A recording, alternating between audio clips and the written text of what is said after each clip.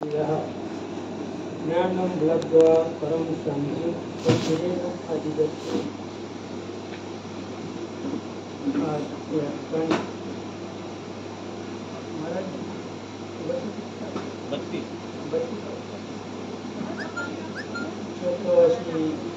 राव पाणीकर रामप्रभूच्या प्रांगणामध्ये गेली 32 वर्ष 3.5 दिवसाचा अखंड हरिनाम सोहळा आणि राम जन्मोत्सव या निमित्ताने साजरा होत आहे. वर्ष 32वे आहे. 32व्या वर्षात पदार्पण केलेल्या या हरिनाम सोहळ्याच्या पहिल्या दिवसाची पहिली प्रवचन सेवा माझ्या कामाकडे आलेले आहे. तत्पूर्वी आज या ठिकाणी 10 ते 12 या वेळेमध्ये राम जन्म उत्सवाचा कार्यक्रम झालेला आहे. याची सुरुवातच नवमीला होती. तेव्हा आपल्या सेवेसाठी घेतलेला जो श्लोक आहे तो अध्याय 4 सात ज्ञानेश्वरी अध्याय 4 चौथ्या अध्यायातील हा 39वा श्लोक आहे. या श्लोकाच्या माध्यमातून भगवान श्रीकृष्ण आणि अर्जुन यांचा संवाद साधत असताना भगवंत अर्जुनाला सांगतात की श्रद्धा वालभते ज्ञानम तत्परा संयत्नेंद्रिया. परमार्थामध्ये सर्वात श्रेष्ठ स्थान जर कोणाला असेल तर श्रद्धेला. श्रद्धा असेल तर आपण परमार्थ करू शकतो. अन्यथा अश्रद्धा म्हणजे ज्या वस्तूवर आपला विश्वासच नाही तर ते कधीच पूर्ण दशेला प्राप्त होणार नाही. आणि म्हणून भगवंत या श्लोकातून अर्जुनाला सांगतात की श्रद्धा वालभते ज्ञानम. हे अर्जुना, तुला ज्ञान प्राप्त करून घ्यायचं असेल, ज्ञान मतलब रामच. ज्ञान म्हणजे राम, राम म्हणजे ज्ञान. राम आणि ज्ञान काही वेगळं नाही. आणि म्हणून आपली आजची जी सेवा आहे खरं म्हणजे आता आज रात्रीची सेवा पण नामपर आणि आजची आपली ही प्रवचनरूपी सेवा आहे ही सुद्धा आपण राम आणि नाम या दोनच गोष्टींवर आज सुद्धा आपल्याला विचार करायचा आहे.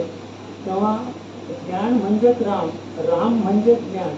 आणि त्या रामाला प्राप्त करण्यासाठी किंवा ते ज्ञान प्राप्त करण्यासाठी आपल्याला आपल्या जीवनामध्ये श्रद्धेला अधिक महत्त्व दिलं पाहिजे. असं म्हणजे आपण जर श्रद्धेला महत्त्व दिलं नाही तर अश्रद्धानाम म्हणजे अश्रद्धा म्हणजे कोणत्याही वस्तूविषयी संशय घेणे. आणि माऊली इथे सांगते संशयावनी घोर आणि पाप नाही घोर विनाशाची वाघूर प्राणी. म्हणजे विनाश व्हायचा असेल, विनाशकाल जवळ आला असेल तर त्याच्या ठिकाणी आपोआप संशय हा निर्माण होत असतो. आणि म्हणून श्रद्धा वालभते ज्ञान. ते ज्ञान आपल्याला प्राप्त करायचं असेल तर आपल्याला आपली जी श्रद्धा आहे ती श्रद्धा दृढ करायची आहे. तत्परः संयत्नेंद्रिया. तत्पर हा जो शब्द आहे तर तत्परः या शब्दामध्ये एक विशिष्ट अशा प्रकारचं गुह्य दडलेलं आहे. आणि ते गुह्य म्हणजे सद्गुरूविषयी निष्ठा.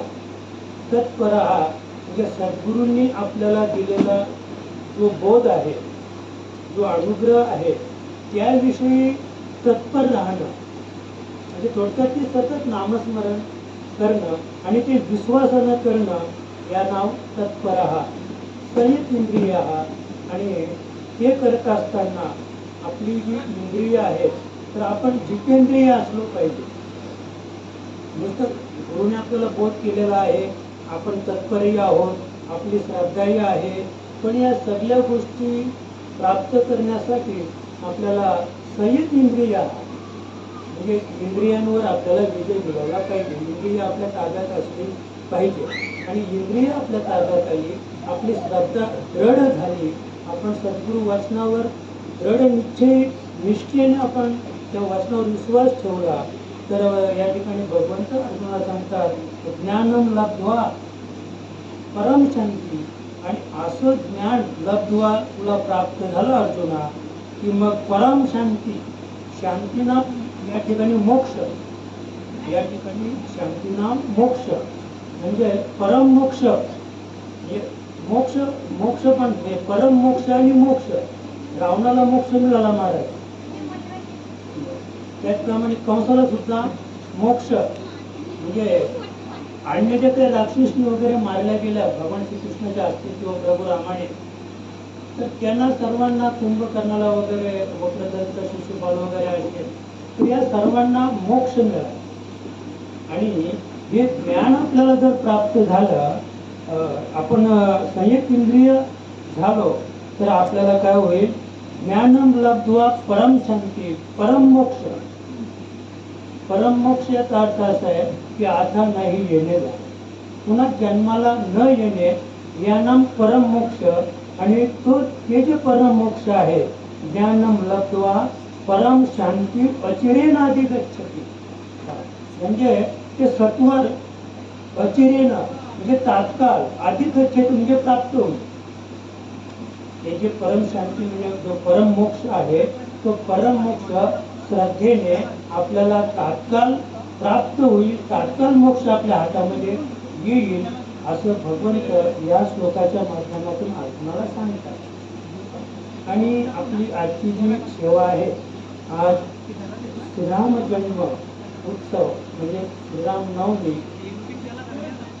आज या ठिकाणी मी माझे माननीला सांगितलं की हे वर्ष जे आहे ते सुवर्ण महोत्सवी वर्ष आहे. ती 22 जानेवारीला आपल्या भारतवर्षामध्ये संपूर्ण विश्वामध्ये प्रभू रामाची प्रतिष्ठापना केली गेली. प्रत्येक घराघरामध्ये राम हा आपल्याला पाहायला मिळाला. प्रत्येक घरामध्ये प्रभू रामाची पूजा करण्यात आली. आणि हे सगळं जे श्रेय आहे ते आपल्या भारताचे पंतप्रधान नरेंद्र मोदी साहेब त्यांना केलेलं आहे. आणि त्या दिवशी महाराजांनी सांगितलं की तरी जे 4 पिढ्याचे आद्य शंकराचार्य आहेत ते त्या कार्याला उपस्थित राहिले नाहीत.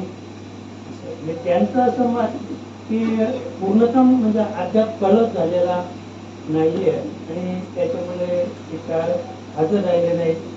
दुसरी गोष्ट त्यांनी सांगितली की प्रभू रामावर एकूण 3300 लोकांनी शंका घेतलेली आहे. प्रभू रामाच्या बाबतीत 3300 ते श्रेष्ठ म्हणजे आपल्याला सामान्य माणसं नाही. वास्तव रामायण ज्यांनी लिहिले, वास्तव रामायण, त्या वास्तव रामायणामध्ये तर त्याने असं लिहिलं आहे की मला वाटतं त्याला जेव्हा म्हणजे परवानगी मिळाली त्या वास्तव रामायण नावाच्या पुस्तकाला, तर ते कोणी वाचलं की नाही वाचलं किंवा परवानगी अशीच मिळाली काय, त्याच्यामध्ये असे आक्षेप आहे प्रभू रामावर की प्रभू राम हे मौसात करत होते. आणि म्हणून कावळा त्या ठिकाणी आला, म्हणजे ते शिकार करत होते आणि मग ते मांस घातलं तो वाढत बाहेर असं, त्या आदिवासी लोक घालतात ना मासे वगैरे वाढत तसे. आणि ते पाहिल्यानंतर कावळा तिथे आला आणि मग कावळ्याने सीतामाईवर झडप घातली असं. म्हणजे असे आक्षेप घेणारे या देशामध्ये फारच आहे. पण या गोष्टीवर कधीच आपण विचार करायचा नाही. म्हणजे आपली जी श्रद्धा आहे, प्रभू रामाविषयी जी श्रद्धा आहे, ती श्रद्धा अजिबात ढळता कामा नये. तर आपण अद्याप एक जीवनाचा विचार केला तर येशू ख्रिस्ताचे 14 पट्टे शिष्य होते. येशू ख्रिस्ताचे. पण त्यांना असं वेळ लागलं होतं येशू ख्रिस्ताला, तर ते फक्त त्यांचा एकच मंत्र होता महाराज, मी राजा आहे. त्यांचा एकच मंत्र होता, मी राजा आहे. आणि मी राजा आहे. आणि साधारणतः त्या काळामध्ये 2 लाख लोक त्यांच्या बरोबर फिरायचे, शिष्यमंडळी किंवा इतर असतील तर त्याच्या बरोबर फिरायचे. आणि त्यामुळे युरोपचा राजा जो पोप होता त्याला शंका आली की उद्या जर हा अध्यक्षपदाला उभा राहिला तर एवढी मतं त्याला मिळतील आणि येशू ख्रिस्त हा युरोपचा राजा होईल, अध्यक्ष होईल युरोपचा. आणि म्हणून मग त्यांनी काय केलं, ते 14 पट्टे शिष्य होतं, त्यातले 7 शिक्षक होते. आणि 7 शिष्याने म्हणजे गुरुच्या विरोधात ते गेल्यामुळं त्यांच्याकडून त्याला किल्ले ठोकून मारण्यात आला. असं म्हणजे जी कुरघोडी ती झाली ती शिष्यांकडून झाली. त्याचप्रमाणे कबीर महाराजांच्या बाबतीत जर सांगायचं झालं तर यांचे 14 शिष्य होते आणि कबीर महाराजांचे मुख्य शिष्य 16 होते. 16 शिष्य त्यांचे मुख्य होते की ते त्या शिष्यांशिवाय काहीच करत नव्हते. म्हणजे एक प्रकारची ते ट्रस्टी होती, ट्रस्टी. म्हणजे 16 शिष्य होते कबीर महाराजांचे, ती एक ट्रस्टी होती. आणि कबीर महाराजांकडं एकदा यमराज आले होते. म्हणजे मला हे सांगायचं आहे की त्यांचा जो अधिकार, इतका मोठा अधिकार होता कबीर महाराजांचा, की यमराज त्यांच्याकडे वेश पालटून आले होते भेटायला. पण यमराज आल्यानंतर कबीरांनी तात्काळ ओळखलं, त्यांचा अधिकारच तेवढा होता की यमराज आलेले आहेत. अगदी यमराजांची षोडशोपचारे पूजा अर्चा केली कबीर महाराजांनी. ते यमराज प्रसन्न झाले आणि प्रसन्न झाल्यानंतर त्यांनी प्रश्न विचारला की महाराज आपण मागा, काहीतरी मागा. कबीर महाराजांनी सांगितले की आपल्याकडे काय मागायचं आहे आणि तुम्ही काय देणार आहात. आणि मागणं ही माझी वृत्तीच नाही आहे कबीर महाराजांची. पण त्यांनी फारच हट्ट धरला यमराजांनी की तुम्ही मागा, तुम्ही द्यायला तयार आहे. मग कबीर महाराजांनी असं त्यांच्याकडे मागितलं की तुम्ही देतच आहात तर मला असा वर द्या की तुम्ही इथून तात्काळ निघून जा. काय मागितलं की तुम्ही इथून तात्काळ निघून जा आणि तात्काळ निघून जा असं वर मागितल्यानंतर यमराज असतो त्यांना एवढा राग आला, क्रोध आला आणि सहज म्हटले की कबीरजी तुम्ही मला म्हणजे माझ्या वराचं जे तुम्ही या ठिकाणी जो अपमान केलेला आहे तर एक गोष्ट लक्षात ठेवा की हाच तो की ज्याने मंथरेची बुद्धी खराब केली, हाच तो की ज्याने कैकेयीची बुद्धी खराब केली आणि तोच हा आहे की ज्याने रामाला वनवासाला पाठवलं. काय सांगितलं की तोच हा की मंथरेची कैकेयीची बुद्धी कलुषित करून रामाला वनवासाला ज्याने पाठवलं तोच हा आहे. आणि हे लक्षात ठेवा कधी. आणि ते बाहेर निघाले. बाहेर निघाल्यानंतर एक सामान्य मजूर होता, थोडक्यात सांगतो मी. तर त्या मजुराच्या मध्ये त्यांनी प्रवेश केला यमराजाने, त्याची बुद्धी खराब केली, कलुषित केली. आणि तो मजूर लगेच धावत धावत कबीरांच्या घरी गेला की तिथे त्यांची ट्रस्टी 16 सदस्य बसली होते, शिष्यमंडळी. आणि तिथे गेल्यानंतर मग तो जो आजवा तत्व बोलायला आला, काय म्हणे कबीरजी तुम्ही माझे 5 रुपये घेतले ते दिलेच नाही, तुम्ही बुडवले माझे 5 रुपये, असे कुठे संत असतात का. काय आता तर लोक फार अरे काय ती माळ घालून गळ्यात माळ आणि काय करून त्याला होता. म्हणजे लोकांचा समज ज्याच्या गळ्यात माळ आहे त्याने खोटं बोलायचं नाही. त्याचं सगळं जरी कोणी आरोप केलं की जमीन घेऊ घरदार घेऊ तरी त्यात बोलायचं नाही त्याच्या गळ्यात माळ आहे. म्हणजे लोकांचं सगळं जे मोडकं आहे तोडकं ते मालकड्यावरच येऊन पडतंय. आणि म्हणून तो आजवा तत्व बोलला, निघून गेला. निघून गेल्यानंतर त्या 16मध्ये चर्चा झाली. म्हणजे एवढा तो बोलला याचा तर कबीराने ते पैसे घेतलेच असतील, बुडवलेच असतील. आणि म्हणून त्या 16पैकी 5 लोकांनी ठरवलं की अशा गुरुला शरण जाऊन काय फायदा आहे. एका सामान्य माणसाचे 5 रुपये बुडवतो ते 5 लोक निघून गेले, बाकी 11 राहिले. आता 11 राहिल्यानंतर मग पुन्हा यमराज असते अद्याप ते पुढे गेले. आणि पुढे गेल्यानंतर एका सावकाराची बुद्धी त्यांनी खराब केली यमराजाने. आता ते सावकाराचं घर रस्त्यावर होतं. कबीर महाराज चालले होते. त्या सावकाराने कबीर महाराजांना घरामध्ये बोलवून घेतले, त्यांना चहा पाणी दिलं, त्यांचा सत्कार केला आणि ते थोडे आतमध्ये गेले आणि त्यांचे एक लहान मूल होतं लहान, आणि त्या लहान मुलाच्या गळ्यामध्ये एक सोन्याचा कंठा होता. सोन्याचा कंठा होता आणि तो सावकार आतमध्ये गेला आणि त्या बाळाला आतमध्ये नेला आणि सावकार म्हणाला, काय म्हणे कबीरजी, तुमचा एवढा मी सत्कार केला, इथे चहा पाणी तुमची इतकी व्यवस्था केली आणि तुम्ही कुशल आमच्या त्या लहान मुलाचा कंठा तुम्ही चोरून घेतला, चोरला तुम्ही कंठा. म्हणजे हे घरी जाऊन तो सावकार बोलायला लागला. आता त्याच्या 11 लोकांची ट्रस्टी बसलेली होती, म्हणजे हे खरंच असते. कबीर महाराज सांगतात, हो मी तुमच्याकडे आलो, तुम्ही माझी सेवा केली, पण तुमचं ते लहान बछडं तुम्ही इकडे आणलं पण नव्हतं ना बाहेर. त्यांच्या गळ्यात कंठ असेल पण तो तुम्ही बाहेर आणलाच नव्हता, तर तो तुमचा सोन्याचा कंठ चोरण्याचा प्रसंगच कुठे, तरी तो ऐकत नाही. कुठे बोलता तुम्ही, ते असं आहे तसे आजो तसं बोलून गेला. त्यानंतर पुन्हा पाचांनी विचार केला, हे खरंच असेल. त्यासाठी तो सावकार एवढा म्हणजे रोखोक बोलून गेला, त्याची खोटं काहीच नाही या महाराज. आणि म्हणून अद्याप 5 कमी झाले, राहिले फक्त आता 6 लोक राहिले. 6 राहिल्यानंतर तरी यमराज पाहतातच की आद्य त्याची जी खुंखरी मोडली पाहिजे ती आज मोडली नाही, कारण त्यांनी आपल्या वराचा काय केलेलं आहे, अपमान केलेला आहे, तर तुम्ही इथून निघून जा. आणि मग एका वेशीला त्याने म्हणजे वेशेच्या याच्यात प्रवेश केला यमराजाने, आणि ती वेश्या तिथे आली त्याच्या घरी, कबीराच्या घरी वेश्या आली. म्हणे, का हो म्हणे, रात्री तुम्ही माझ्याकडे आलात, एवढी दारू पिलात आणि माझ्याशी तुम्ही असं गैरवर्तन केलं, रात्रभर तुम्ही माझ्याकडेच होते, दारू केले तुम्ही, आणि मला जो म्हणजे माझ्याबरोबर गैरवर्तन केलं त्याचा मोबदला द्यायला पाहिजे. तो न देता तुम्ही त्या दारूच्या गणतीत निघून गेले, तो मोबदला द्या म्हणे रात्रीचा माझा.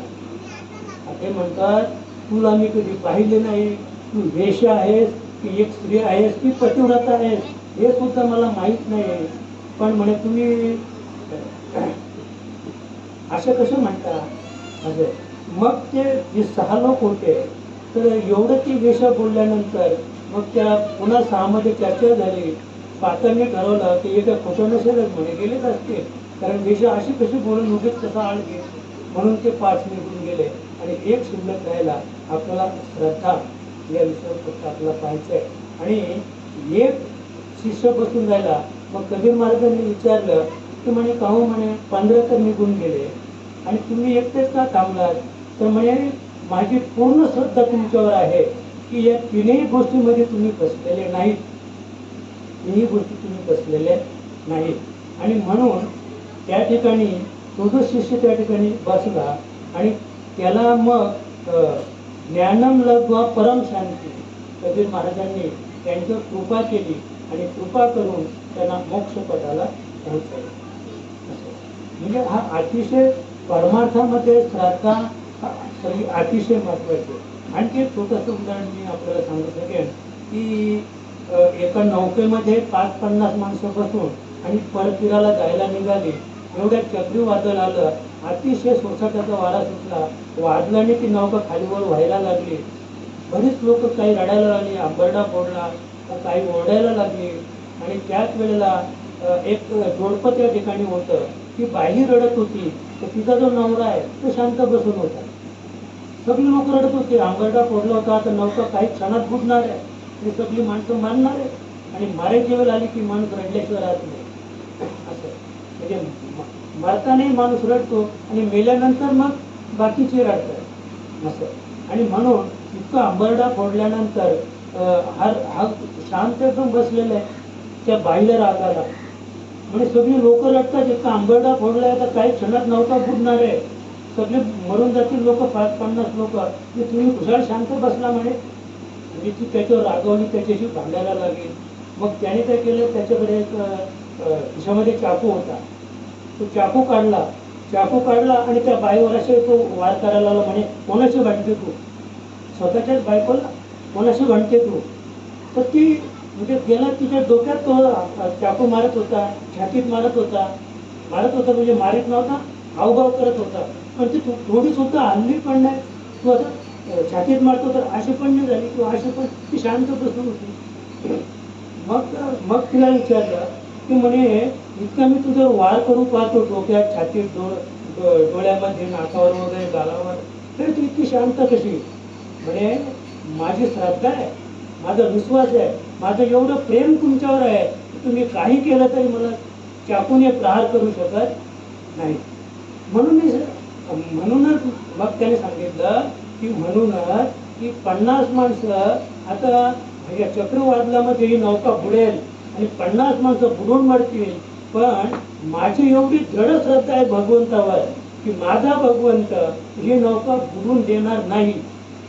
म्हणून मी शांत आहे, म्हणून मी स्तब्ध आहे. म्हणजे श्रद्धेला एवढं महत्व आहे.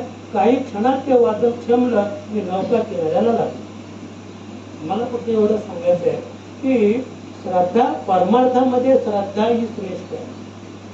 आणि आपण ती श्रद्धा बळकट केली तर काय होईल? ज्ञान प्राप्त होईल. थोडक्यात राम आपल्याला आपलासा करता येईल. आणि तो जो राम आहे बरं का, श्रीराम जय राम सकळ म्हणती, श्रीराम जय राम सकळ म्हणती, परिते नेनती आत्माराम. म्हणजे राम कोण म्हणत नाही आणि एक वेळ माणूस कृष्ण म्हणणार नाही, पण जर कुठे संकट आलं ना, संकटात पण कृष्ण म्हणतो का? नाही. संकट आला तर सहज मुखातून निघतं राम. म्हणजे एकदम माणूस किती जरी घाबरला तरी त्याच्या मुखातून काय निघतंय की राम, हेच शब्द त्याच्या मुखातून निघत असतात. म्हणून श्रीराम जय राम सकळ म्हणती, परिते नेनती आत्माराम. परंतु आत्माराम काय आहे, आत्माराम म्हणजे नेमकं काय हे तो जाणू शकत नाही, जो श्रीराम श्रीराम करतो असं. मग राम तो काळचा, पुत्र दशरथाचा, अनंतकालीचा आत्माराम. म्हणजे आम्ही ज्या रामाचा जन्म करून राहिलो किंवा जो राम जन्मोत्सव आपण साजरा करून राहिलेलो आहोत, तर राम तो कालचा, पुत्र दशरथाचा, अनंत जन्मीचा आत्माराम. म्हणजे अनंत जन्मीचा जो आत्माराम आहे, ज्या रामाचं भजन करी महादेव, राम पूजी सदाशिव. म्हणजे ज्या रामाचं भजन भगवान शिव करतात. आता आपण पाहतो की राम जन्माला आला नाही तर चैत्र शुद्ध नवमीला, म्हणजे राम जन्माला आला.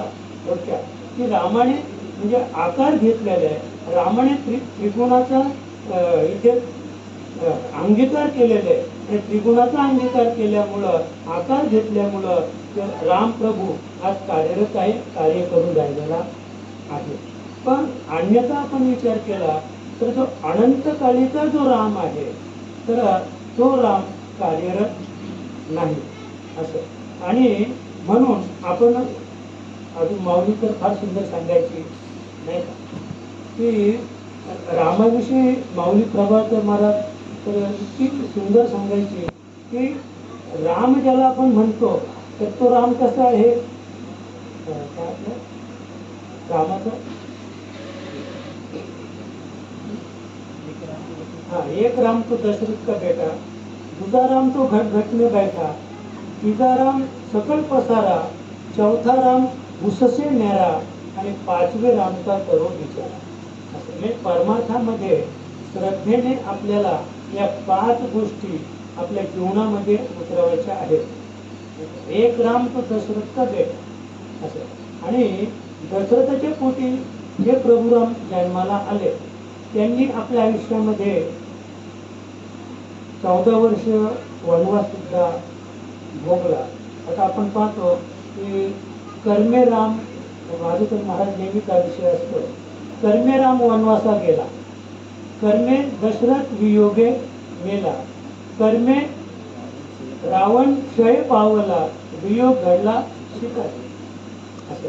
तर मी नेहमी सांगत असतो की हे जे कडवं महात्म्यांचं आहे, तर हे कडवं समाजाला एक भीती घालण्यासाठी आहे की आपण चांगलं कर्म केलं पाहिजे, वाईट कर्म केला तर त्याचं फळ वाईट आहे.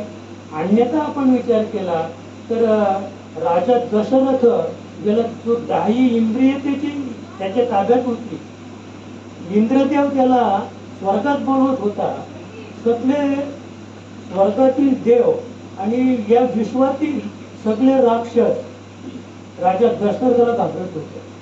असे जेव्हा देवांवर राक्षसांनी विजय मिळवायला लागले की इंद्रदेव किंवा ब्रह्मदेव आमंत्रण करायचे राजा दशरथाला, आणि राजा दशरथ स्वर्गात आला हे राक्षसांना समजलं की ते पळून जायचे की आता आपली काही धडगत नाहीये. म्हणजे इतका जो श्रेष्ठ होता तर दशरथ म्हणजे कर्मी बी योगी मेला असं आहे. मग त्याच्या पुढे आपण पाहतो की मग त्याने कोणतं असं वाईट कर्म केलं होतं तर श्रावण बाळाला बाण लागला. आणि आपण भावार्थ रामायणाचा जर विचार केला तर इतकं सुंदर वक्तव्य नाथ महाराजांनी केलेले भावार्थ रामायणात की जेव्हा श्रावण बाळ पाणी आणायला गेला होता, आई वडिलांना ताण लागली होती म्हणून, तर ते मडकं जे होतं तर मडक्यामध्ये जो आवाज येत होता तो राम राम राम राम जो आवाज येत होता ना, बुडबुड बुडबुड, तर तो बुडबुड आवाज नव्हता तर तो राम राम राम असा आवाज येत होता. आणि तो मडक्याचा आवाज राम राम येत होता. त्याच वेळेला राजा दशरथ सावध, त्याला वाटला की हरिण आहे म्हणून त्याने तिकडनं जो बाण सोडला, तर बाण सोडताना राजा दशरथ सुद्धा राम राम राम राम म्हणत त्याने बाण सोडला. आणि तो बाण सुसू सुसू करत नाही आला, तो बाण सुद्धा राम राम राम म्हणत आला. आणि राम राम म्हणत आला आणि राम राम हा आवाज श्रावण बाळाच्या कानावर पडला, तेवढ्यात तो बाण त्याच्या काळजात घुसला श्रावण बाळाच्या असं.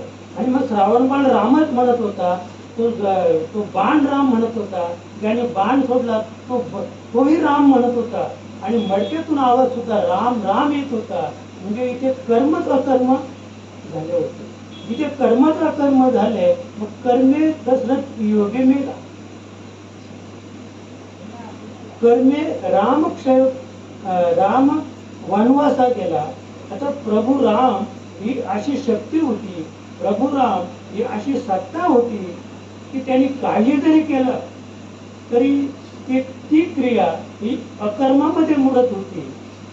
काही कर्तव्य करू द्या प्रभू रामाने, कारण त्यांनी आपल्या जीवनामध्ये जे काही कर्म केले ते समष्टीसाठी केले, व्यष्टीसाठी नाही. आपली धडपड व्यष्टीसाठी आहे.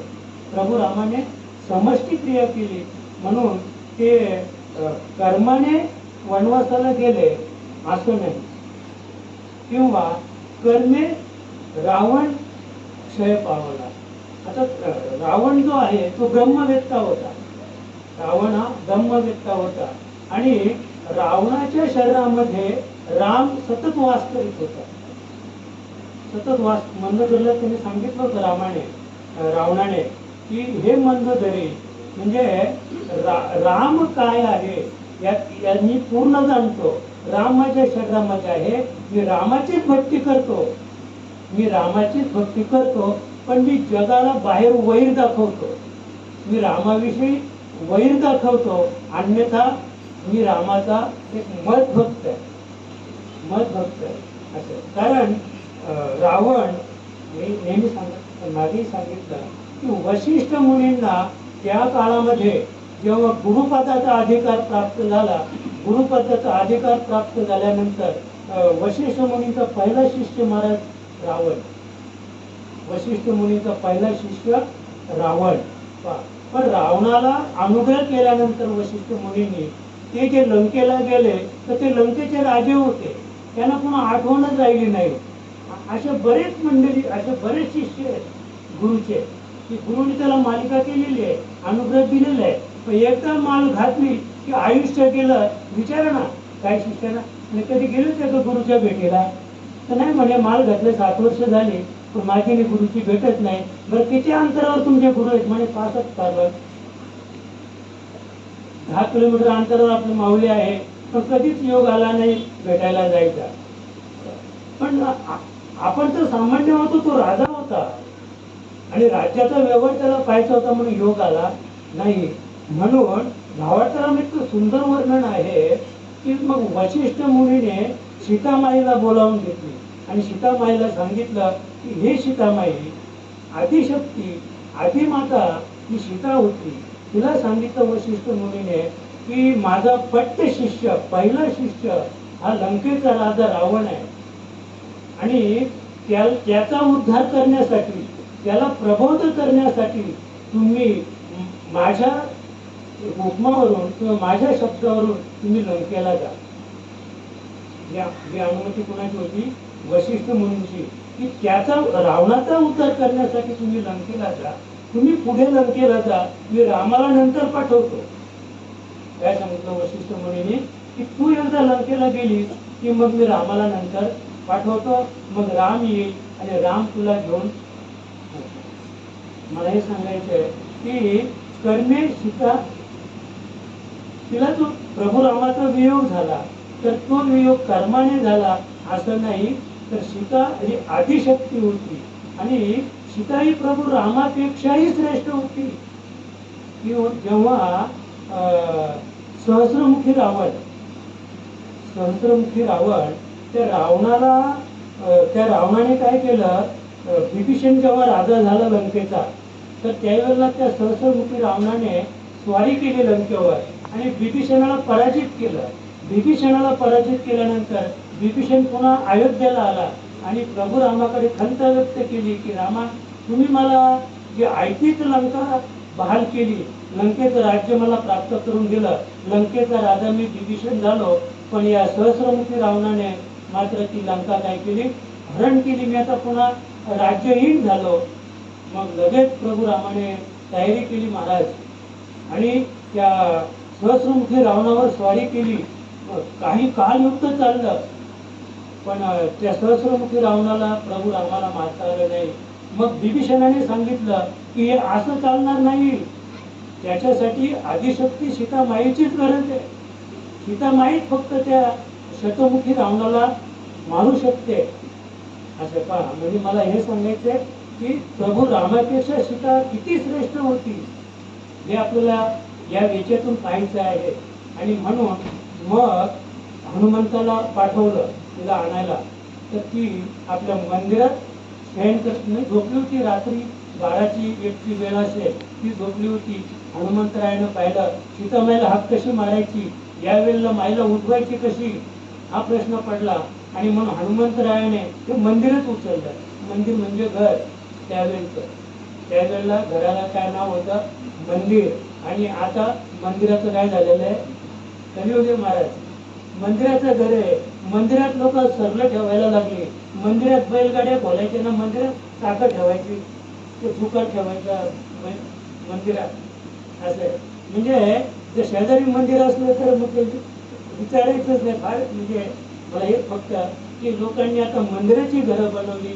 पूर्वी घराची मंदिरं होती आणि घराच्या मंदिरात सीतामाई शयन करत होती. ते मंदिरात घेऊन हनुमंतराया गेले, त्या ठिकाणी ते मंदिर उतरवलं आणि प्रभू रामाने सीतेला जाते. रामाने तिला उठवले आणि मग उठवण्याचं कारण सांगितलं. मला फक्त एवढं सांगायचं की जिने शतमुखी रावणाला एका क्षणात नुसतं नजरच फिरवली. फक्त मला सीतामाईनं आदिशक्तीने नुसती नजर फिरवल्याबरोबर तो गेला. एवढी शक्ती हिच्याकडे होती. तर रावणाने तिला स्पर्श नाही केला. रावणालाही माहित होतं की स्पर्श केला तर मी जळून खाक होईल. दुसरी गोष्ट की रावण जेव्हा भिक्षा मागायला त्या ठिकाणी आला, त्यावेळेला 33 कोटी देव त्या पर्णकुटीत पंचवटीला पर्णकुटीत होते आणि त्याने विनंती केली सीतामाईला की तुझं जे खरं स्वरूप आहे ते गुप्त ठेव आणि मायावी रूपाने तू बाहेर ये, कारण पुढे मोठं कार्य शिल्लक होतं. गौतमाची पत्नी अहिल्या, तिचा उद्धार व्हायचा होता. त्याचप्रमाणे शबरी माता, बरं का, आपलं पाहायचं पुढे की श्रद्धा काय आहे.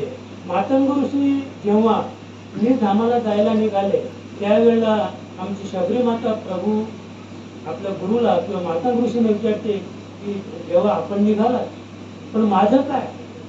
त्याने सांगितलं की हे शबरी, याच रस्त्याने प्रभू राम सीतेच्या शोधार्थ जायला येतील आणि त्यांच्या पदस्पर्शाने तुझा उद्धार होईल.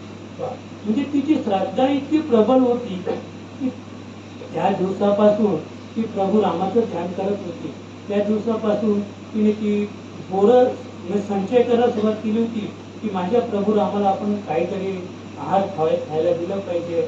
आपला तो विषय नाही सांगत, ते एवढंच सांगतो की इतकी श्रद्धा तिच्या ठिकाणी प्रभू रामाविषयी बसली होती की प्रभू राम तिथे आले आणि प्रभू रामाच्या पदस्पर्शाने, प्रभू रामाच्या दर्शनाने ती अग्निस्वरूप शबरी माता.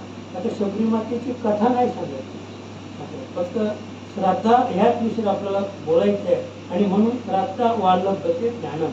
आपल्या ठिकाणी जर श्रद्धा असेल तर आपल्याला सहज ज्ञान प्राप्त होईल. आणि ते ज्ञान म्हणजे रामस्वरूपाचं ज्ञान आपल्याला प्राप्त करायचं आहे.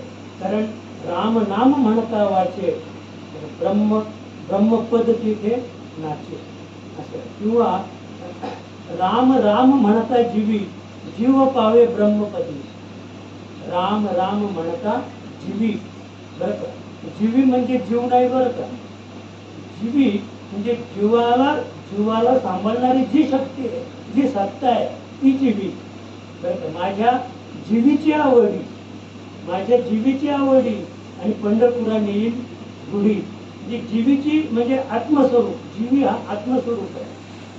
आणि म्हणून राम राम म्हणता जीवी, जीव पावे ब्रह्मपदी, बरं का. म्हणजे वास्तविक जीवी राम राम म्हणत होती. कोण? जीवी राम राम म्हणत होती, तर जीव ब्रह्मपदाला प्राप्त झाला. जीव हा ब्रह्मपदाला प्राप्त झाला. असा जो राम आहे, राम म्हणता रामची होईचे, पदी पैसोनी पदवी घेईचे, ऐसे सुख वचने आहे, विश्वाचे अनुभव पाहिजे.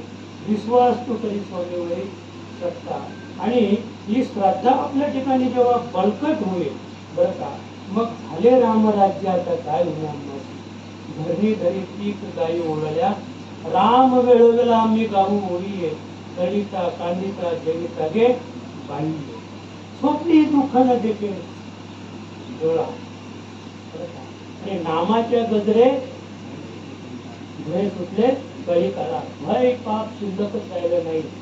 तुका म्हणे रामे सुख दिले आपुले, आणि तेने गर्भवासी येणे जाणे. सुख म्हणजे मोक्ष, सुख म्हणजे मुक्ती. या ठिकाणी सुख म्हणजे जे आम्ही सुख भोगतो ते सुख नाही. आणि म्हणून श्रद्धा वल्लभते ज्ञानम तत्परा सहित इंद्रिय. भगवंत अर्जुनाला सांगतात की आपल्या ठिकाणी जर बळकट श्रद्धा असेल आणि बळकट श्रद्धेच्या बळावर आपण ते ज्ञान प्राप्त करण्यासाठी तत्पर आहात. म्हणजे गुरुला शरण गेलो असा, सद्गुरूला आपण शरण गेलो, सद्गुरूच्या बोधावर आपण विराजमान झालो, श्रद्धेने आपण ते नामस्मरण केलं, तर काय होईल. संयत इंद्रिय, आपण इंद्रियानुभूती मिळू शकतो. इंद्रिय जोपर्यंत आपल्या ताब्यात आली नाही, ही जी इंद्रिय आहे, ती इंद्रियांचा जो धर्म आहे तो बहिर्मुख आहे. बहिर्मुख धर्म आपल्याला अंतर्मुख करायचा आहे. ही 10 इंद्रिय अंतर्मुख केल्यानंतर ती एका धर्माने वागतात. आता एरवी आपण विचार केला तर धर्म हजार, एकही जाती, आणि ब्रह्मविभूती सकलही खेती. म्हणजे एरवी आपण पाहिला तर धर्म हजारो धर्म आहेत. हे धर्म कशामुळं? कर्मामुळं पडलेले. एकही जात एकच आहे, मनुष्य जात सकळ.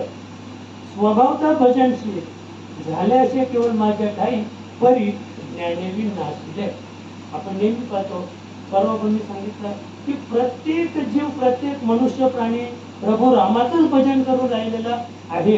परंतु त्या भजनाविषयीच जे ज्ञान आहे ते ज्ञान आपल्याला नाही. म्हणून ज्ञानेविन नाशिले, ते बुद्धिभेदाशी आले. ज्ञान ते नसल्यामुळं कोणी राम म्हणतो, कोणी कृष्ण म्हणतो, कोणी शंकर म्हणतो, कोणी दत्त म्हणतो, तर कोणी जय खंडोबा, तर कोणी संतोषी माता, तर कोणी वैभव लक्ष्मी. हे कशामुळं? ते ज्ञान म्हणजे आम्ही भजन करतो, पण ते ज्ञान नसल्यामुळं, त्या तत्वाची एकनिष्ठ नसल्यामुळं, आपली श्रद्धा बळकट नसल्यामुळं आपला रोज देव बदलतो, आपला दररोज देव बदलतो. म्हणून श्रद्धा वल्लभते ज्ञान. ते ज्ञान प्राप्त करायचं असेल, तुला रामाशी एक रूप व्हायचं असेल, राम स्वरूप व्हायचं असेल, सर्व घटातील राम आजमावायचा असेल, सर्व घटी राम देहादी एक, सूर्यप्रकाश सहस्ररश्मी, अशा रामाच्या आपल्याला जर ओळख करून घ्यायची असेल तर श्रद्धा वल्लभते ज्ञानम तत्परा सहित इंद्रिय. आता काय करायचे, आपली जी श्रद्धा आहे ती श्रद्धा बळकट करायचे आणि बळकट श्रद्धा केल्यानंतर तत्परता आपल्या ठिकाणी निर्माण होईल. आपली गुरु माऊली, आपले सद्गुरू आपल्यावर प्रसन्न होतील, आपल्यावर कृपा करतील आणि कृपा केल्यानंतर आपली जी इंद्रिय आहे आपण इंद्रिय जित होऊ. बरं का, इंद्रजित रावणाचा पुत्र इंद्रजित होता नाही का, पण जरी तो इंद्रजित होता पण कर्णासाठी त्याची गफलत झाली. कर्ण दानशूर होता पण अन्न कुणाचा खात होता, कौरवांचा. तसं इंद्रजित होता पण तो मुलगा कुणाचा होता, रावणाचा. असं तेव्हा इंद्रजिताला म्हणजे इंद्रियजित असून सुद्धा त्याला लक्ष्मणाच्या हाते मृत्यू पत्करावा लागला. लक्ष्मणाचा तो जावई होता बरं का, लक्ष्मणाचा जावई होता इंद्रजित. पण ते लक्ष्मणाला नंतर कळलं जेव्हा सुलोचना माता, जेव्हा त्याचा तो एक हात आपल्या अंगणामध्ये येऊन पडला, हात झपकन अंगणात रात्री 12 वाजता तो हात येऊन पडला. तर सुलोचना बाहेर आली तर पाहते तर अरे माझ्या पती राजांचा हात आहे, पण आता तो हात बोलेल का, नाही बोलणार. पण तिने पहा एक पेन आणून दिला त्या हातामध्ये, हातामध्ये आणि सांगितलं की त्याने ते मातीवर लिहिलं की कोणी तुझा मृत्यू, तुला कोणी मारलं. त्याच्या हाताने लिहिलं की शेषशाही भगवान लक्ष्मण तुझा पिता, म्हणजे मला माझ्या सासऱ्याने माझं काय केलेलं आहे, माझा मृत्यू म्हणजे ओढवलेले तो सासऱ्याच्या हस्ते ओढवलेला आहे. आणि म्हणून मग नंतर तिथे ते धड आलं आणि ते धड घेऊन शिर घेऊन आणि इकडे गेलेले प्रभू रामाकडे गेलेले. बस आपण तिथेच थांबूया, त्याच्या पुढची कथा मी सांगत नाही, फक्त एवढंच सांगू इच्छितो की श्रद्धा वल्लभ म्हणजे ज्ञानम तत्परासयत इंद्रिया. आपण जर इंद्रियांवर संयम केला, इंद्रियांवर आपण विजय मिळवला तर आपली इंद्रिय अतींद्रिय होतील आणि अतींद्रिय होऊन त्यांना हरिभजनाची, प्रभू रामाच्या नामाची गोडी लागेल. आणि प्रभू रामाच्या नामाची गोडी लागल्यानंतर ज्ञानम लब्ध्वा परम शांती, आणि मग ते ज्ञान आपल्याला प्राप्त होईल. ते ज्ञान प्राप्त झाल्यानंतर परम मोक्ष आपल्याला अगदी तात्काळ लवकरात लवकर प्राप्त होईल. आणि याच श्लोकावर माऊलीने इतकं सुंदर ओळीबद्दल विवरण केलेलं आहे की या ओळीच्या माध्यमातून माऊली सांगते, तरी आत्मसुखाची या गोडी विटे जो का सकळ विषया, दयांच्या ठाई इंद्रिया मानू नाही. म्हणजे आपल्याला आज नेमकं तेच पाहिजे, तरी आत्मसुखाची या गोडी. तैसा हृदयामध्ये मी रामू, आस्था सर्व सुखाचा आरामू, भांताशी कामू विषयावर. म्हणजे त्याला राम म्हणतो बरं का. तैसा हृदयामध्ये, म्हणजे जो राम ज्याला आपण म्हणतो तो राम आपल्या हृदयामध्ये विराजमान आहे बरं का. पण हृदयस्थ आत्माराम नेनती, माऊली ज्ञानोबराय सांगतात, हृदयस्थ आत्माराम नेनती आणि व्यर्थते फिरती तीर्थाटरी. तीर्थाटनामध्ये पण हे सुद्धा त्याच्यावर सुद्धा आपलं काही बोलता येणार नाही की एवढी गर्दी अयोध्येला आज पण आहे. 22 जानेवारीला पण होती, त्याच्या आधी पण होती, कार सेवा वगैरे आज पण जातात. मग ते वेडे आहेत का? ते वेडे नाहीत, ते वेडे नाहीत. पण आपण एवढं म्हणू शकतो की त्याच्या हृदयातील राम जागा नाही, त्याच्या हृदयातील राम अद्याप जागा झालेला नाही. ज्याच्या हृदयातील राम जागा झाला ते येथूनच रामाला काय करतात, रामाचा आशीर्वाद आम्ही इथेच संपादन केला. घरोघरी बसून, घरोघरी तो आनंद, घरोघरी राम निर्माण केला आम्ही असं. आणि त्याच रामासाठी हजारो कारसेवक पूर्वी त्यांचं बलिदान झालं. कारसेवक, हजारो कारसेवक मेले. ते कारसेवक का मेले तर त्यांच्या हृदयातील राम सुप्त होता महाराज. तो राम त्यांना जागा करता आला नाही. राम जागा झाला तर त्या व्यक्तीला कोणीच मारू शकत नाही, कोणीच मारू शकत नाही. तर जागतिक अबाधित शक्ती, अबाधित सत्ता ज्याच्या हृदयामध्ये तेवत आहे बरं का. त्याला कोणीच या ठिकाणी त्याचं कोणीच वापर करू शकत नाही. म्हणून तरी आत्मसुखाची या बोलूया. आणि म्हणून आपल्या आत्मस्वरूपामध्ये की प्रभू राम या ठिकाणी इष्टच आहे. पण एरवी विचार केला कबीर महाराज सांगतात, मृगनाभी कस्तुरी वसे मृग भट्ट जंगल गाय सत्य हृदय में राम वसत आहे मूर्ख नाही सांगतो. की काही अधिकार त्यांचा आहे. आपल्याला कुणालाही मूर्ख म्हणण्याचा अधिकार नाहीये. तो अधिकार कबीर महाराजांचा. की मृगाच्या नाभीमध्ये कस्तुरी आहे, त्या कस्तुरीचा सुगंध 12 कोस दरवळतो आणि ती वर डोकं करून तो सुगंध घेते आणि पळत सुटते. तिला वाटतं कुठून तरी सुगंध येऊन राहिलेला आहे. आणि जेव्हा ती पळते आणि मग तिच्या लक्षात म्हणजे पळता पळता ती शेवटी पडते आणि मरते सुद्धा. पण त्या कस्तुरीचा तिचा संबंध येत नाही. बरोबर.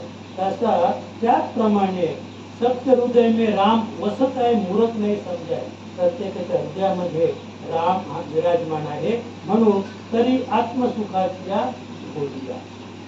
म्हणजे ध्यारे आत्मसुख उघडा ज्ञानदृष्टी यावी चावटी करू नका. ध्यारे आत्मसुख उघडा ज्ञानदृष्टी.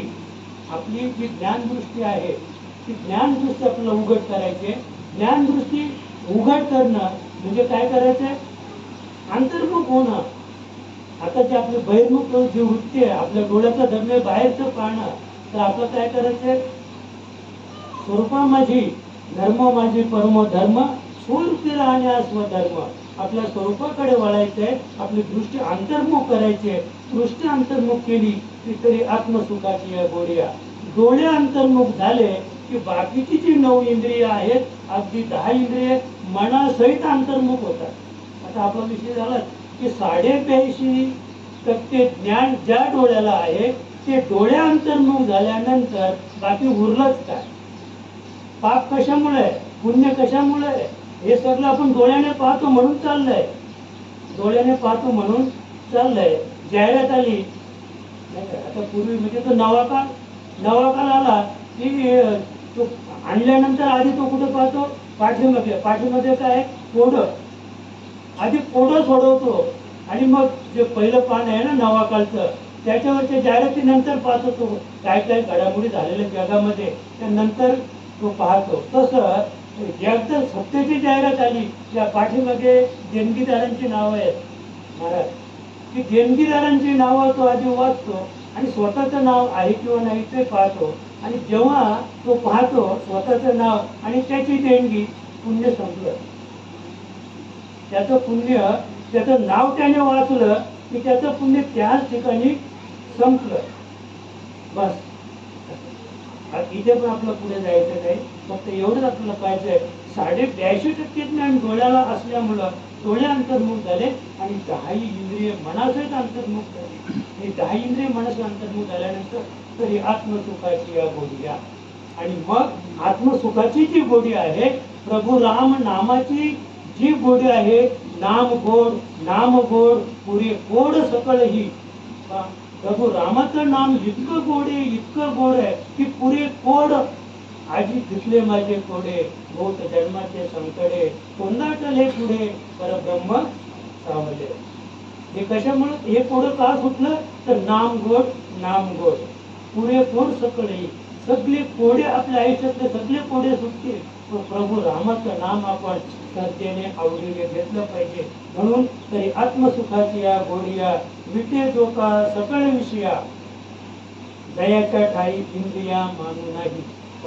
असा जो एकनिष्ठ गुरुभक्त आहे, विटे जो का सकळ विषया म्हणजे थोडक्यात की शब्द स्पर्श रूप रस आणि गंध हे जे पंचविषय आहेत, या पंचविषय हे 10 इंद्रियांचा ते धर्म बनलेले आहे. आणि 10 इंद्रियांमार्फत आपण पंचविषय भोगतो. आणि हे पंचविषय भोगत असताना विटे धोका सकळ विषया, ज्याला त्या विषयांचा वीट आला. त्याच्यामुळं आत्मसुखाची या गोडिया म्हणजे गोड असं जे नाम आहे, ते गोड नाम 10 इंद्रिय मनासहित घ्यायला लागल्यामुळं त्यांना आता विषयांच्या विषयी जे प्रेम होतं, विषयांची जी आवड होती, की विषयांची आवड नावड झाली, त्या ठिकाणी त्या विषयांचा वेग आला आणि दयाच्या ठाई इंद्रिया मानू नये. आणि आता तो एकनिष्ठ सद्गुरु भक्त इंद्रियांना किंमतच देत नाही.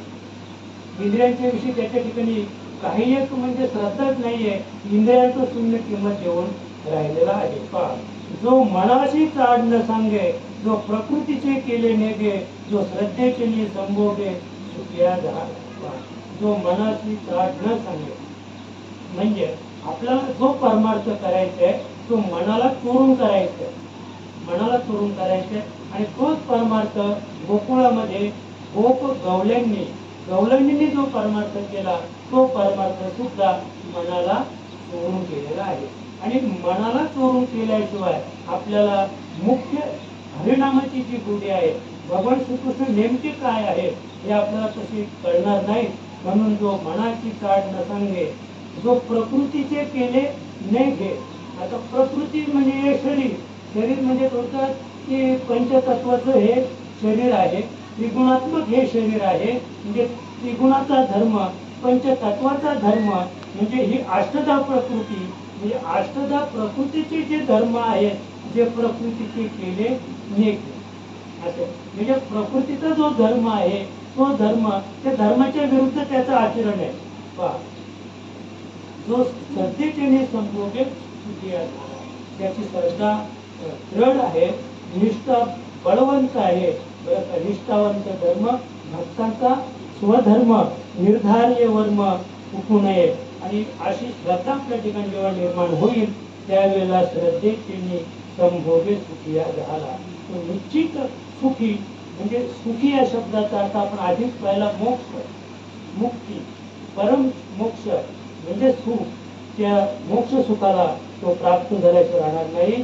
तया त्याची दिवशी ते ज्ञान पावे निश्चित, दया माझी अचुंबित शांती असते. या स्थितीला जो भक्त प्राप्त झाला त्यानंतर माऊली सांगते की तया त्याची दिवशी, त्याला शोधित कोण, ते ज्ञान पावे निश्चित. ते जे ज्ञान आहे ना, मग आपण म्हणतो ना तर गुरु मला शोधित येईल, म्हणजे सद्गुरु शिष्याचा शोध गुरु घेत येईल.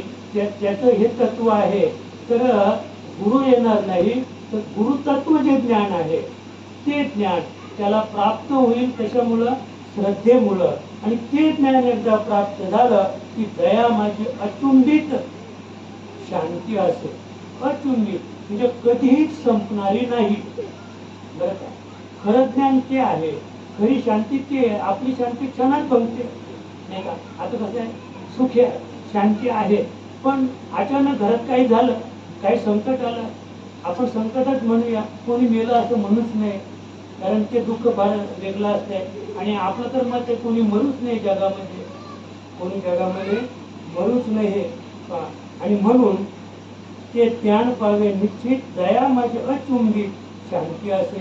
किती शांती आहे, ती शांती आपल्याला आपल्या जीवनामध्ये प्राप्त करायची आहे. ते ज्ञान हृदय प्रतिष्ठे आणि शांतीचा अंकुर फुटे, मग विस्तार भाव प्रगटे आत्मबोधाचा. आता आत्मबोध म्हणजे प्रभू रामाची ओळख, ओळखारे वस्तू, सांगारे कल्पना. नका आढळानात जाऊ धरी, आढळानात जायची काही गरज नाहीये. आपल्याला फक्त वस्तूची ओळख करायची आहे आणि ती वस्तू आपल्या हृदयामध्ये विराजमान आहे. एवं वस्तूशी जाणू जाता, जाणणे ती वस्तू तत्वता, जाणणे आणि जाणता काय सांगू रे. माऊलीच सांगते कुठे अमृत अनुभवामध्ये, स्वतःचा अनुभव सांगते की ती वस्तू आहे ती आपल्या हृदयामध्ये विराजमान आहे. आणि म्हणून ते ज्ञान हृदयी प्रतिष्ठे आणि शांतीचा अंकुर फुटे. ते जे ज्ञान आहे ते ज्ञान एकदा आपल्या हृदयामध्ये प्रगट झालं, एकदा हृदयात ते प्रगट झालं की ते ज्ञान हृदयात प्रगट झाल्यानंतर त्याचा प्रकाश जगामध्ये फासतो. त्याचा जो प्रकाश आहे तो जगात फासतो. आणि म्हणून तर माऊली सांगते की सर्व गतिराम देहादेय सूर्यप्रकाशात सहस्रदृष्टी.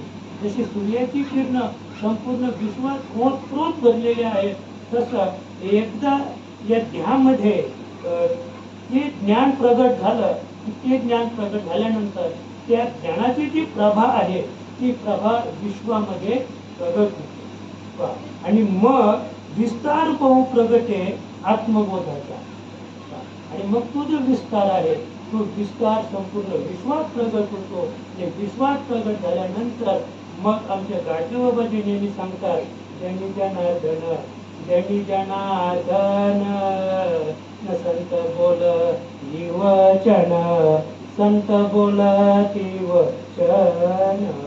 आता जनतेतील जनार्दन त्याचा अनुभव त्याचा शोध आपल्याला लागलेला आहे. तेव्हा जेव्हा आत्मबोध आत्मबोधापर्यंत आपण पोहोचलो. आता आपल्या ठिकाणी जागृती निर्माण झालेली आहे आणि जागृती निर्माण झाल्यामुळं हे संपूर्ण विश्वात जी माऊलीची स्थिती झाली हे विश्वची माझे घर अशी मती जायाची स्थिर किंबहुना चराचर आपणची काय शक्य. वयाच्या अगदी 22व्या वर्षापर्यंत हे विश्वच माझं घर आहे एवढी प्रगल्भ बुद्धी इतकी प्रगल्भ समबुद्धी ज्यांची झाली ती माऊली ज्ञानोबराय सांगतात हे विश्वची माझे घर आईशी मती जायची ती किंबहुना चर आचर आपणची झाला. हे विश्वच मी आहे हे विश्वच मी आहे अशी स्थिर बुद्धी ज्या माऊलीची झाली महाराज. आणि हे कशामुळं तर विस्तार पाहू प्रगटे आत्मबोधाचा. आत्मबोध झाला आत्मजागृती झाली आणि आत्मजागृती झाल्यामुळं त्याचा जी प्रभा आहे ती प्रभा या विश्वामध्ये प्रगट झाली. मग जेवती वास पाहिजे तेवती शांतीचे देखील. मग असा जो साधक आहे असा जो एकनिष्ठ गुरु भक्त आहे असा ज्या श्रद्धेच्या संभोगे बरं का एक श्रद्धा त्याच्या ठिकाणी प्रगट झाली तर त्याची अशी स्थिती झाली. मग जेवते वास पाहे जो जिकडे पाहे तिकडे रामच दिसायला लागला. हो जिकडे पाहे तिकडे त्याला काय दिसायला लागला राम दिसायला लागला. ही स्थिती होती रावणाची. रावण जेव्हा महाराज युद्धाला आला ना तर राम त्याला दिसलाच पण रामाच्या हातातील बाण पण राम होता तो भाता पण राम होता. ती जी वानर सेना होती तर ती वानर सेना म्हणून नव्हती दिसत तर ती वानर सेना पण त्या रावणाला रामच दिसायला लागली. मग त्याला शंका आली तो भ्रमित झाला ते सगळेच राम दिसतात म्हणून पाठीमागे पाहिलं तर हुड म्हणजे त्याचं जो म्हणजे लंकेचं म्हणजे ओळख लंकेची ओळख ते पाठीमागे पाहिलं तर ते हुड लंकेचं जे हुड होतं ते रामरूप दिसायला लागलं. आता पाठीमागे पाहिले तर सगळे राक्षस रामरूप होते. जे राक्षसाकडे जो रावण पाहत होता ते पण सगळे रामच त्याला दिसायला लागले आणि मग तो आधी भ्रमित होता आता संभ्रमित झाला. आता संभ्रम झाला की आता बाण कोणावर सोडायचा कोणत्या रामावर सोडायचा. कारण जगामध्ये त्याला काय दिसत होते सगळे रामच दिसत होते. मग जेवती वास पाहिजे ज्या ज्या ठिकाणी ते पाहायला लागले ना तेवती शांतीचे देखील. म्हणजे जिकडे तो पाहायला लागला तर आता आपण म्हणतो दुःख रूप देह दुःखाचा संसार सुखाचा विचार नाही होते असे. हे नाही बरं का हे नाही. हे सगळं जग सुखाने ओतप्रोत भरलेलं आहे जग. पण हे संतांनी सांगितलं असतं ना हे सुखानेच भरलेलं आहे तर आम्हाला जे करायला पाहिजे ज्या कर्मासाठी आमचा जन्म आहे ते आम्ही केलंच नसतं. म्हणून दुःख रूप देह दुःखाचा सुखाचा विचार नाही कुठे. मी केव्हा केव्हा सांगतो की गर्भामध्ये जे बाळ आहे तर त्याच्याविषयी संतांनी किती वाईट सांगितलेलं आहे. 9 मास कष्टलाशी 10व्यात प्रसूत झाली एकाची कर्मजाड तुझी मान अडकली अकांत ते जननीय दुःखदाय स्मरे ते हरिहरा ध्यायी कृष्ण माऊली. म्हणजे अशी अवस्था त्या बाईची त्या स्त्रीची बाळ जन्माला यायच्या वेळेला त्याची मान अडकली. आता कदाचित मृत्यू होण्याची शक्यता आहे. खाली डोकं वर पाय आहेत ती मिरची खाते मुरमाचे खडे खाते कोळशे खाते माती खाते काय अवस्था असेल त्या बाळाची. पण हे कुणी सांगितलं हे वेदाने सांगितलं. आपण ते मान्य करायचं नाही. ते बाळ एवढं सुरक्षित आहे महाराज एवढं सुरक्षित आहे. त्या बाईने मिळत एका वेळेला 1 किलो मिरच्या खाल्ल्या. आता किती उष्णता आहे पण त्या बाळाला अजिबात नाही. बाळाला कुठल्याच प्रकारची दम नाहीये. आता उष्णता आहे ते बाळ ते थंडी थंडी लागते त्याला काय म्हणतात, घरामध्ये लावले की हा हा हा येशी येशी येशी, बरं का. तर त्या बाळाला त्याची काहीच गम नाही हो. तुम्ही त्या ती स्त्री कुठे भटकू द्या, तिला किती काम कुठू द्या, तिला भूक लागू द्या, अन्यथा तहान लागू द्या, पण बाळाला भूकही नाही, बाळाला तहानही नाही, बाळाला उष्णता नाही, बाळाला थंडी सुद्धा नाही. ते अशा पेटीमध्ये आहे की त्याला कुठल्याच प्रकारची कोणत्याही वेळी कुठल्याच प्रकारची बाधा होणार नाही. मला एवढं सांगायचंय, सरस्वती संभोगे या झाला. आणि म्हणून तेथ मग जेवती वास पाहिजे, जेवती शांतीचे देखील. ज्या ज्या ठिकाणी तो पाहिल तर त्याला तिथे सुखच दिसेल. संपूर्ण विश्व हे सुखानेच भरलेले आहे, त्या विश्वात दुःख हे कुठेच नाही. पण हे कोणासाठी? फक्त जो एकनिष्ठ, जो श्रद्धेने भगवंताचं प्रभू रामाचं भजन करून राहिले. राम या नामात अशी शक्ती आहे महाराज. राम हे हा प्रगल्भ आहे, कृष्ण हा प्रगल्भ नाही. कृष्णाची जी शक्ती आहे ती प्रगल्भ नाही, रामाची शक्ती प्रगल्भ आहे. राम एक वचनी, एक वाणी, एक नेमी आणि एक पत्नी आहे असं. आणि म्हणून भजनच करायचं असेल, भक्तीच करायची असेल तर फक्त आपण रामाचीच करूया. रामाची भक्ती आपण केली, उत्तम श्रद्धा आपल्या ठिकाणी बळकट केली तर निश्चित आपल्याला मग जेवती वास पाहिजे. ज्याच्या ठिकाणी आपण पाहू ना, तर तेवती शांतीचे देखील ते आप करून येणे जे निर्धारिता. बरं का. मग तुम्ही जिकडे पाहाल ना, तुम्हाला शांती तर दिसेलच, सुख तर प्राप्त होईलच, तो आपपरू भाव मी आणि माझे.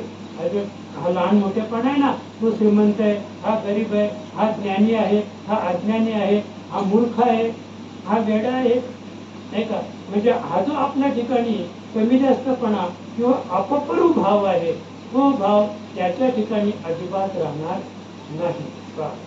ते इतकं सुंदर वर्णन आहे, अपपरू नेली जी निर्धारिता. त्याचा निर्धार पाहिजे मनाचा मनाचा मनाचा. आपला निर्धार कसा असेल तर हे संपूर्ण विश्व हे सुख भरून नांदू लागलेलं आहे. संपूर्ण शांतीच आहे, शांती तर काही नाही आहे. आणि प्रत्येक जीवामध्ये, माणसातच नाही आहे तर प्रत्येक जीवामध्ये, किड्यात असो, मुंगीत असो, दगडात असो, वृक्षात असो, वेळीत असो, माझा राम ओतप्रोत भरलेला आहे. अशी दृष्टी आपली झाली पाहिजे, समदृष्टी झाली पाहिजे. आणि समदृष्टी होण्यासाठी पंढरपूरचे पांडुरंगराय कसे आहेत का, म्हणजे विटेवर उभे आहेत, कटेवर हात आहे, आणि दृष्टी कसे आहे, सम आहे. म्हणजे असं करा जसं मी आहे. या जगात तुम्ही मोठा नाहीये, आपण सगळी एका अजानांनी तुझी दे करेल, तू सर्वांचा पिता, नेमाने तुझं नमितो गातो तुझ्या गुणांच्या कथा. एक अजान असा भगवत शक्तीची आहे, त्या शक्तीच्या आपण लेकर आहोत. आणि ती शक्ती आपल्याला निश्चित त्या पैल घेऊन गेल्याशिवाय नेऊन गेल्याशिवाय राहणार नाही. एवढी श्रद्धा आपल्या ठिकाणी ठेवा. आयसा उत्तरोत्तरू ज्ञान विधाचा विस्तारू, सांगतो अशा अपारू करू करी असं आता काय सांगते या ठिकाणी माऊली.